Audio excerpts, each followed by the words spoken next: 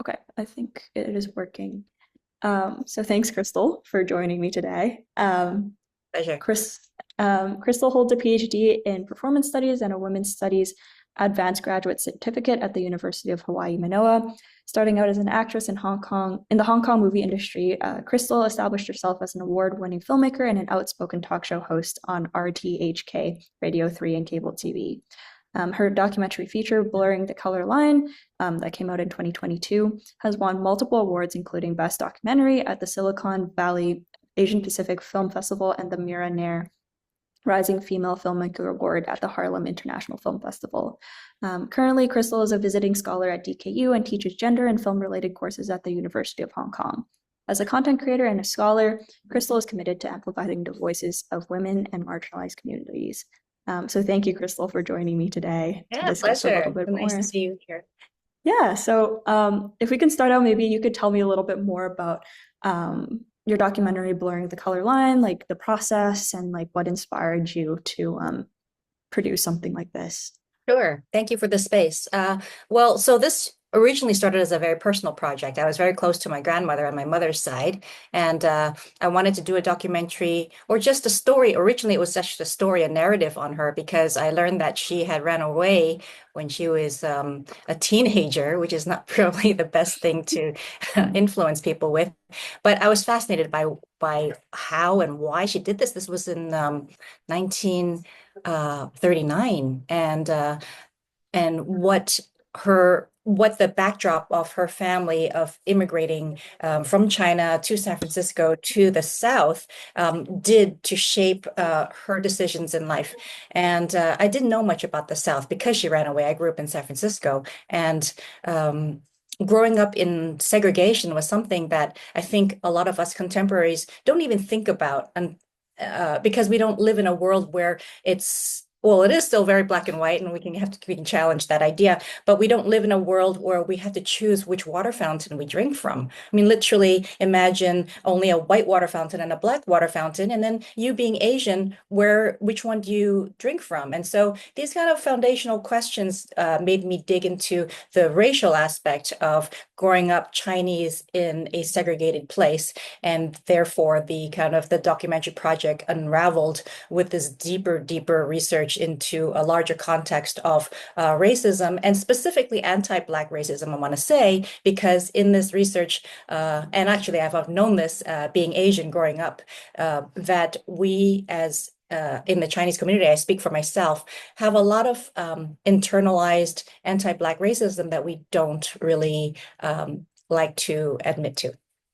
Right, of course. And yeah, like I think that's what you said is so like poignant. Like I feel like there's so much tension between our two communities as well. Like I think there's also like the model minority myth and like what does that mean in terms of allyship and solidarity. So I guess, I feel like in your documentary, there's obviously a lot of discussions about race and culture and you know, how to navigate that space. Yeah. And I feel like these conversations are often like really difficult, especially with older generations. Yes.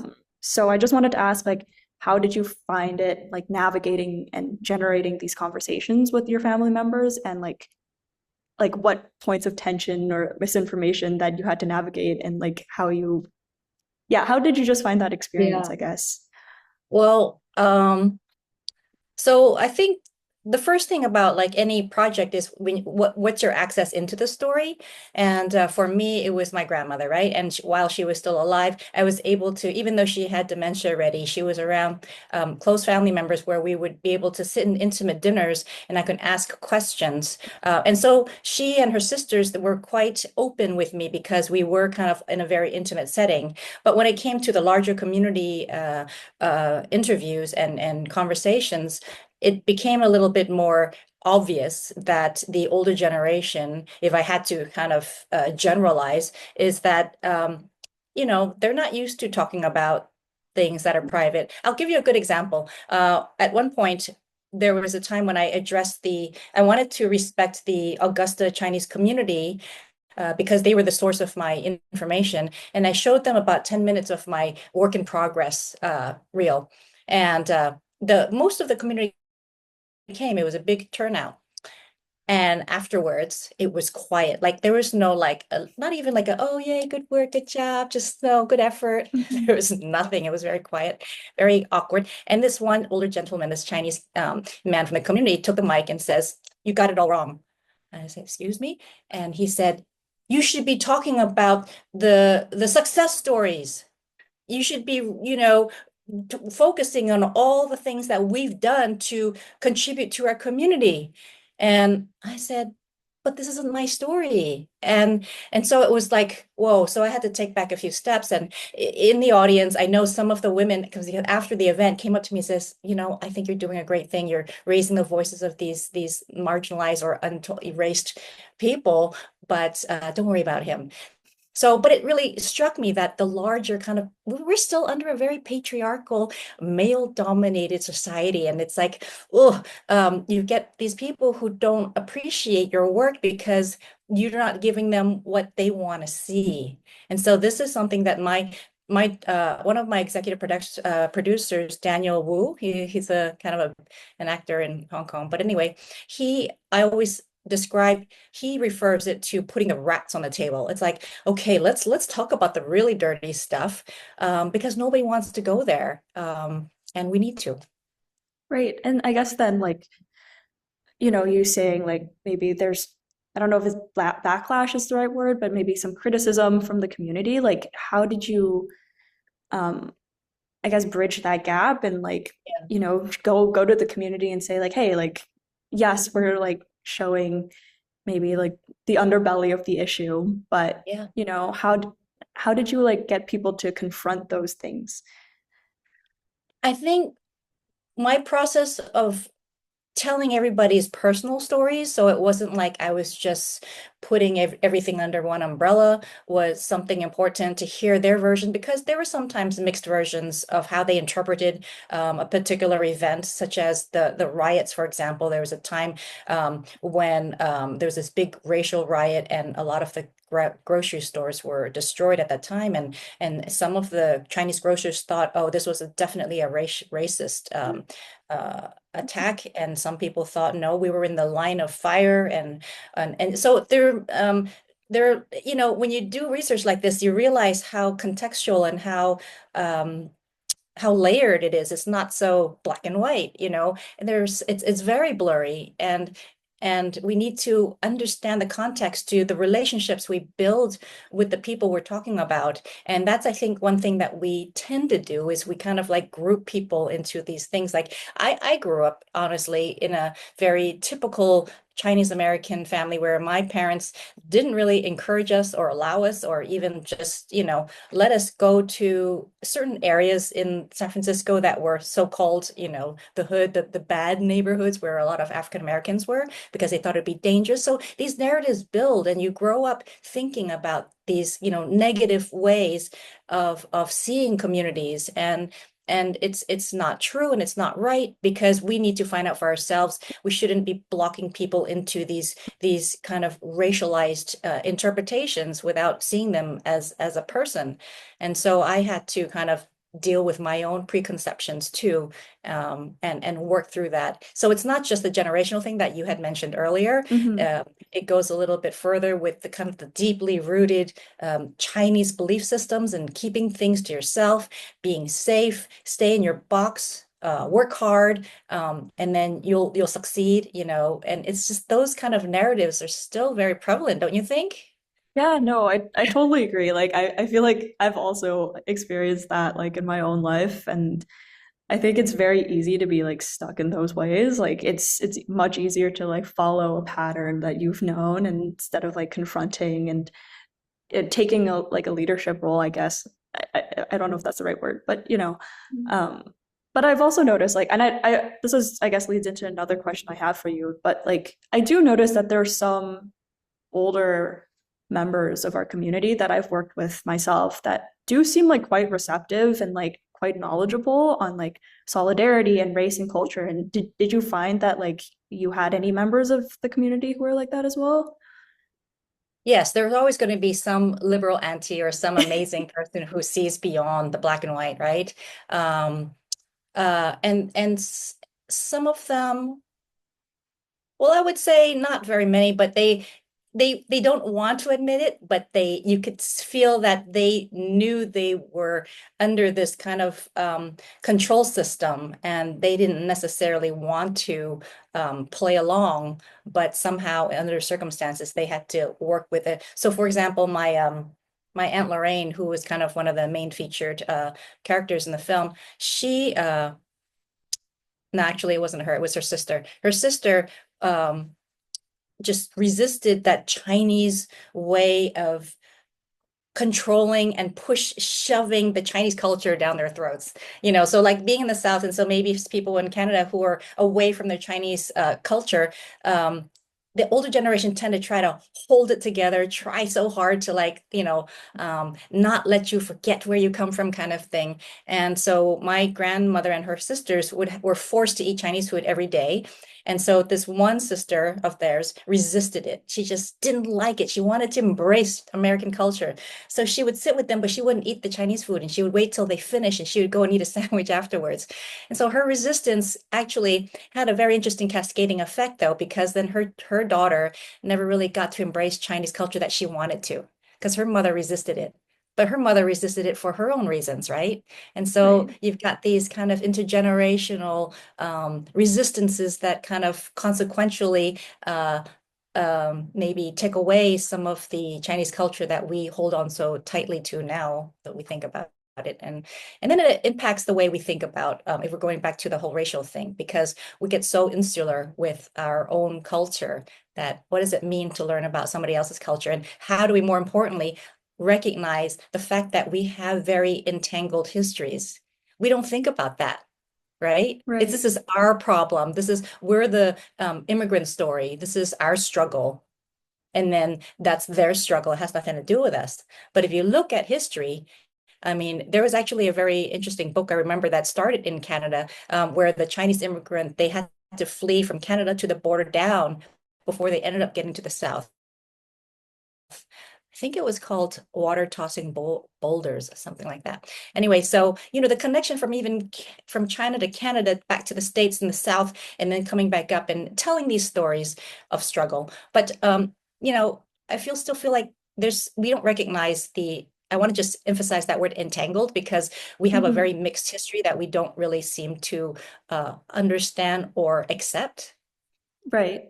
Yeah. And I think there's not also like a lot of resources out there, I think, that like provide people with like that historical context. True. And I guess the next question I have is like, I think coming to terms with that, and like I think like you said, like there's a lot of hesitancy in the Asian community to engage in like any sort of dialogue or like anti-racism and anti-hate advocacy, especially if it exists outside of our own sphere of relevance as well. And like especially with like older generations, like, they're scared of backlash, wanting to fit in, not wanting to cause troubles. But then, there's such an entangled and shared resistance that we have with other communities. And I guess in terms of that, like, how can we take that shared resistance and like empower folks to take action against racism and hate that exists like outside of our own communities as well? Yeah, I guess, I mean, it's easier said than done, but to think about stepping outside our bubble, this is the rhetoric with like across the board when people talk about anti-racism, as they say, get to know people as people, but don't check that box saying, oh, I have one Black friend. There's just such like superficial kind of surface level things that almost is so reductive. And how do you get to know somebody? How do you really, how do you become somebody's friend, or to understand each other on a basis that you actually know them? It takes effort, get together and okay, so if you talk about activism, you have I know some people who actually do make the effort to try to have lunch gatherings with different groups. At schools, you organize different activities that bring different groups together to just mingle and enjoy. It's not even trying to put it on the table to talk about it in a very awkward way.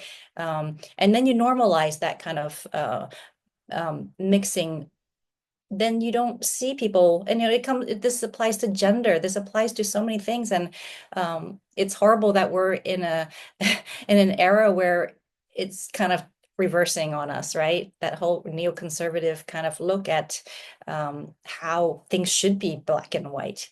But I want to just say that the reason people are wanting to be black and white is because there's a fear, right? There's a kind of a feeling of their position being threatened, and so they say, okay, well, let's just keep our power clear cut, and you're either in or you're out, and that's how they really pit the Chinese against the Black community to begin with, right? We create these narratives that, okay, they are the lazy ones. They're the ones who don't want to work hard like us. So back to your first point about the model minority, it was a false kind of a claim, or it was a created concept that made us feel that we didn't say it, but it was kind of a constructed understanding that, oh, let's make these the ideal kind of othered groups, so that we have a good example of what it means to fit into our community that will work with the larger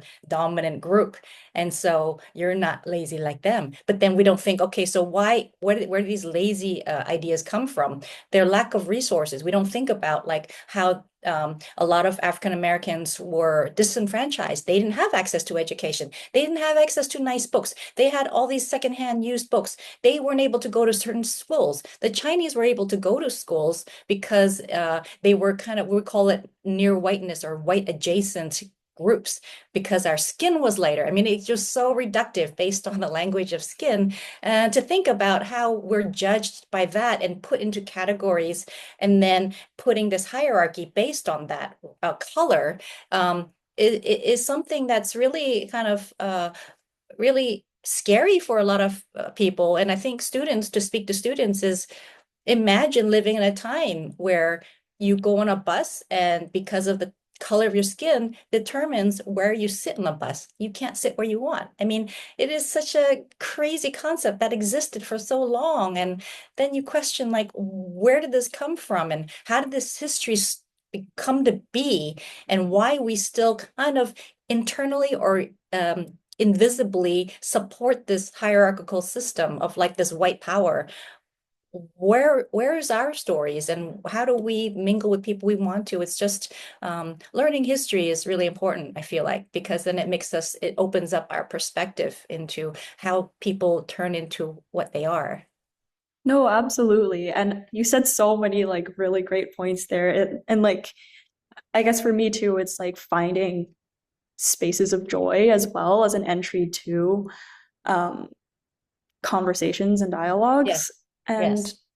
I feel like this is a multi-leveled question, but like, how can we as, Chinese people recognize our privilege and take that and enter conversations about solidarity with the Black community? And how can we, I guess, foster spaces that we can, acknowledge our privilege, acknowledge our, varied past, but also, come together about our shared history and resistance and like the struggles that we face, especially in like a society built upon whiteness. Like, how can we build that solidarity between like Afro and Asian communities? And yeah.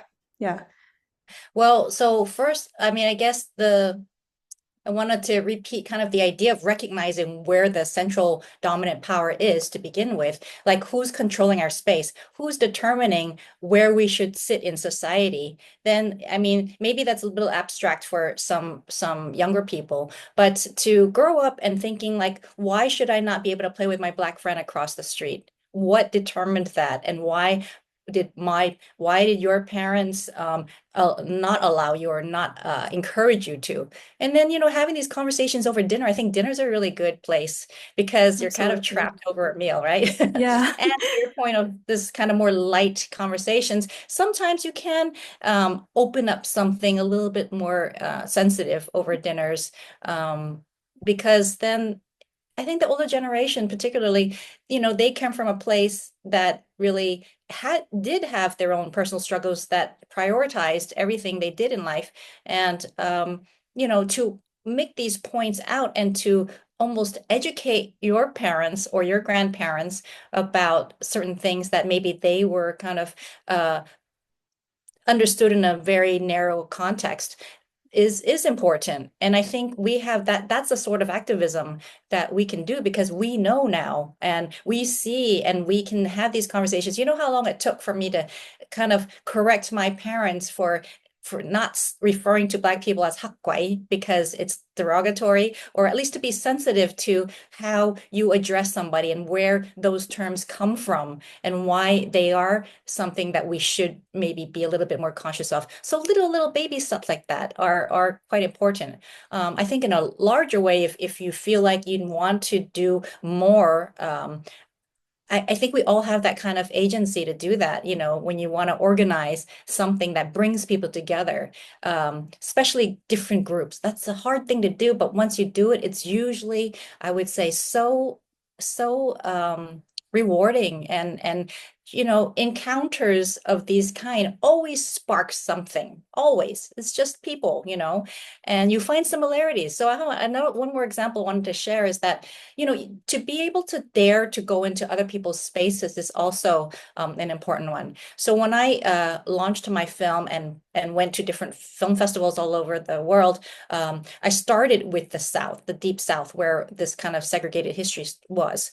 And I entered these Black film festivals, these Black spaces where I was like the only Asian person there to share my film about Black people, right? So then the entire audience would be they become, because they're curious, but they're also a little bit like skeptical, like, okay, so how is she going to portray us, you know? And when the film started, it was the only festival where the Black community in the audience laughed when my Aunt Lorraine came out. And I wondered afterwards, why did they laugh? Because even the Chinese don't even laugh when she comes out.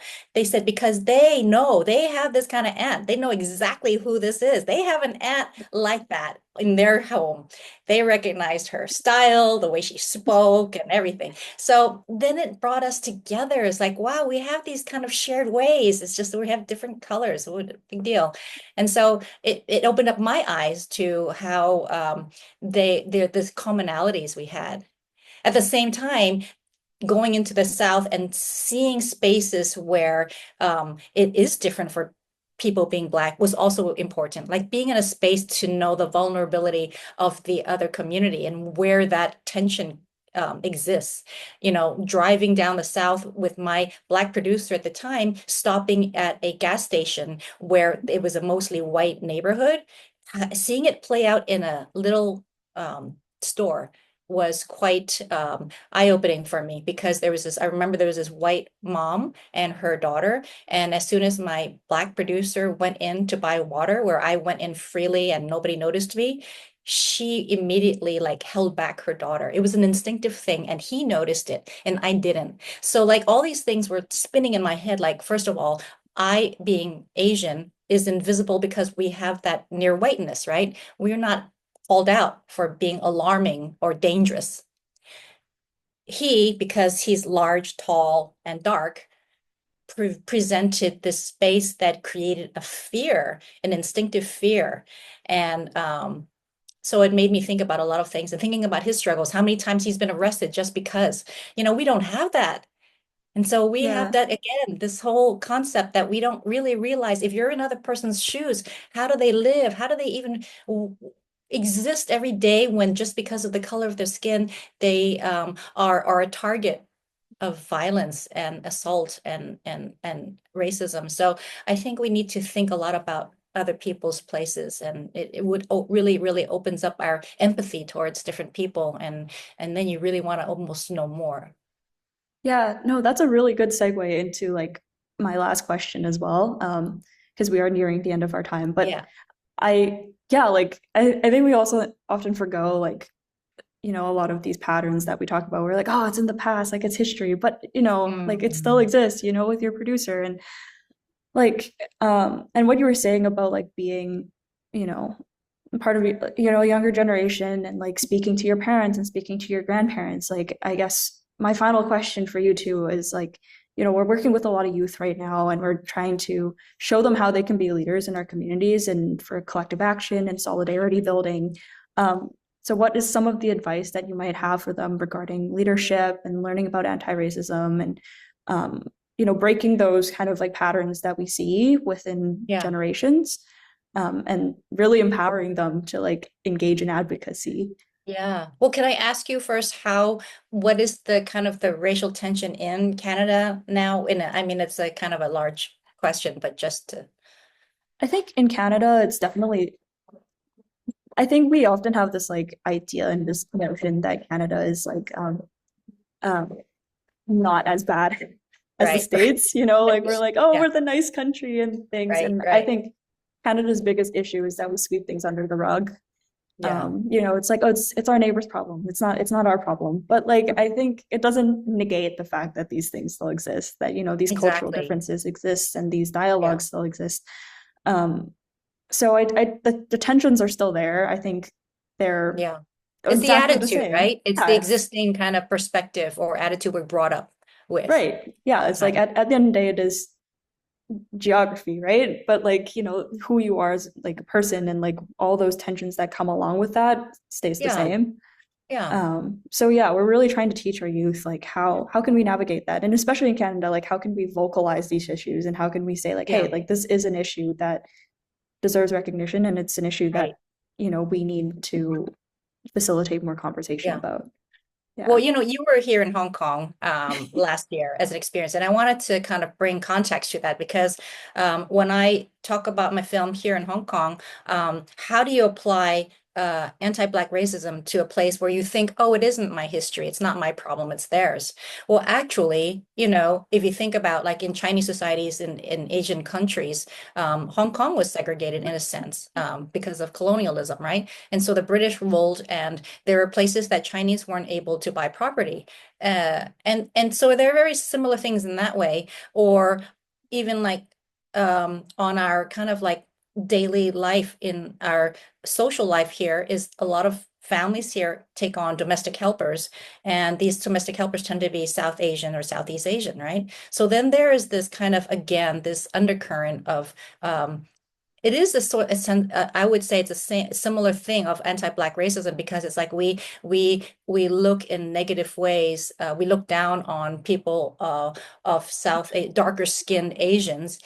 They're lesser. They can be the domestic helpers for us. They don't really need to be out there on the workforce on the same level. And so there are these kind of ongoing tensions between the East Asians and the South and Southeast Asians. And so that's the same thing. And so what I'm point is, we tend to self-segregate ourselves thinking that, we are going to hold into our own power so that we don't get sucked into lesser opportunities or being looked down on because that other community has these negative associations. And so it's all over the world. So it doesn't really matter. This is just because my film takes place specifically in the American South during segregation, applies to the world's view on anti-Blackness and why we tend to look at the language of skin as a determining factor of our sense of intelligence,